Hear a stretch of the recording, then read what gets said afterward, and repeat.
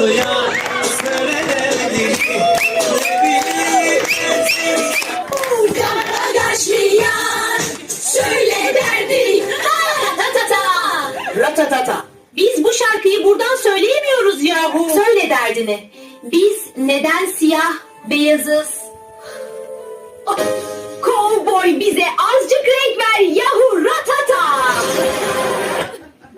Ha şöyle yahu kovboy bu işi biliyor.